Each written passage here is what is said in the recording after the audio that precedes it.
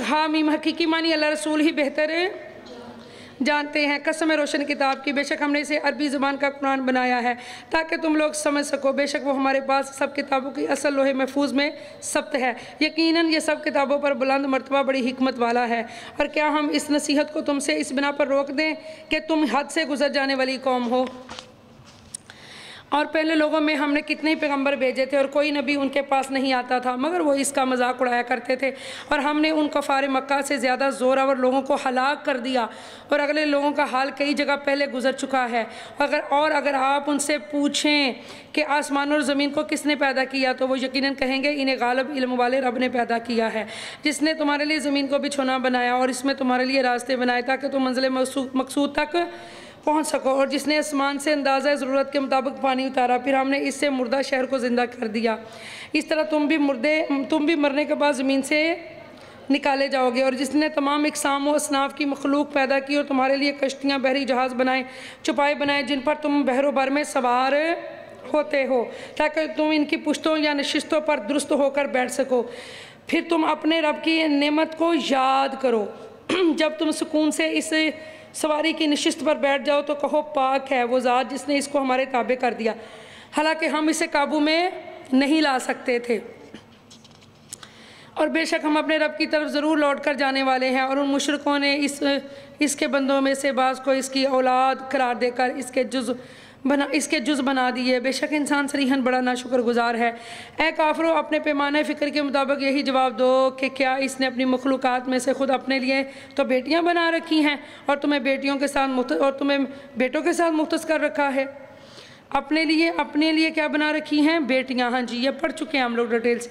حالانکہ جب ان میں سے کسی کو اس کے گھر اچھا کیا ہے بیٹیاں، کون کہتا تھا فرشتے اللہ کی بیٹیاں ہیں؟ اور بیٹا کون سا تھا جس کا بنایا ہوا تھا اللہ کا؟ حضرت عزیر علیہ السلام اور حضرت عیسیٰ علیہ السلام۔ اے کافر، اپنے یہودی کہتے ہیں عزیر اور عیسائی کہتے ہیں عیسیٰ۔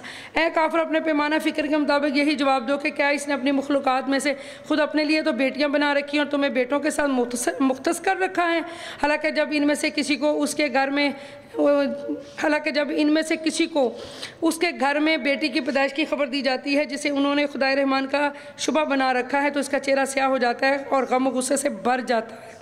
شبیہ بنا رکھا ہے، خدائے رحمان کی شبیہ بنا رکھا ہے تو اس کا چہرہ سیاہ ہو جاتا ہے اور غم و غصے سے بھر جاتا ہے۔ اور کیا اللہ اپنے امور میں شراکت اور معاملت کے لیے اسے اولاد بنائے گا جو زیور اور زینت میں پرورش پائے؟ بت بنا کے اوپر اس کو میک اپ کر دیتے ہو اور اس کو زیورات بھی پہنا دیتے ہو۔ نرم طبع، شرم و حیا کے بعد جھگڑے میں وضع رائے کا اظہار کرنے والی بھی نہ ہو۔ اور انہوں نے فرشتوں کو جو کہ خدائے رحمان کے بندے ہیں عورتیں قرار دیا ہے، کیا وہ ان کی پیدائش پر حاضر تھے؟ نہیں تو اب ان کی گواہی لکھ لی جائے گی اور روز قیامت ان سے باز پرس ہوگی۔ اور وہ کہتے ہیں اگر رحمان چاہتا تو ہم ان بتوں کی پرستش نہ کرتے، انہیں اس کا بھی کچھ علم نہیں، وہ محض اٹکل سے جھوٹی باتیں کرتے ہیں۔ کیا ہم نے انہیں اس سے پہلے کوئی کتاب دے رکھی ہے کہ جسے وہ سند کے طور پر تھامے ہوئے ہیں؟ نہیں، بلکہ وہ کتاب آیت نمبر 22 جو بہنیں کاؤنٹر سے ادھر آپ کے پاس آ کے بیٹھتی ہیں ان کو بتا دیا کریں ساتھ والی فوراً کہ یہ آیت بازی پڑھ رہی ہیں۔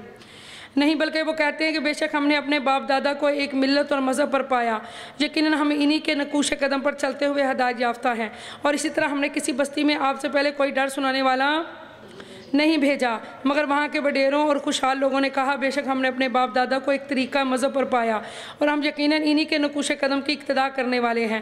پیغمبر نے کہا اگرچہ میں تمہارے پاس اس طریقے سے بہتر ہدایت کا دین اور طریقہ لے آؤں جس پر تم نے اپنے باپ دادا کو پایا تھا، تو انہوں نے کہا جو کچھ بھی تم دے کر بھیجے